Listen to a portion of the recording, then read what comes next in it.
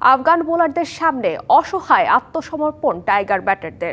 আবুধাবিতে দ্বিতীয় ওয়ানডেতে আফগানিস্তানের বিপক্ষে ৮১ রানে হেরে এক ম্যাচ বাকি থাকতেই সিরিজ হারল মেহেদী মিরাজের দল। টস জিতে আগে ব্যাট করে ১৯০ রানের বেশি তুলতে পারেনি রশিদরা।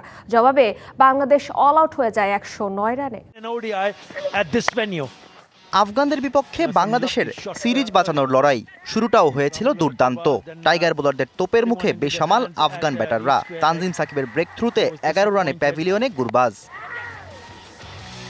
এরপর স্পিনারদের নৈপুণ্যে ৭৮ রানেই ৪ উইকেট হারায় আফগানরা। এক প্রান্ত আগলে রেখেছিলেন শুধু ইব্রাহিম জাদরান, তবে তাকে যোগ্য সঙ্গ দিতে পারেননি কেউ। খেলেছেন ৯৫ রানের দুর্দান্ত এক ইনিংস। ওপেনিংয়ে নেমে ব্যাটিং করেছেন প্রায় ৪৪ ওভার পর্যন্ত। তবে বাকি ব্যাটারদের ব্যর্থতায় ১৯০ রানে অল আউট হয়েছে রশিদরা। মেহেদী মিরাজ নিয়েছেন ৩ উইকেট। লক্ষ্য তাড়া করতে নেমে টাইগারদের শুরুটা হয় আরও নড়বড়ে।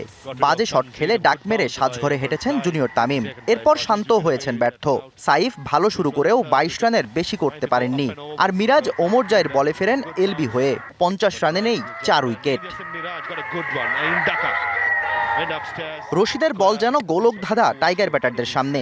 ২৪ রানে এই লেগির বলে বোল্ড হৃদয়। ছোট লক্ষ্য তাড়া করতেও সোহান জাকেটদের যেন বড্ড তাড়া।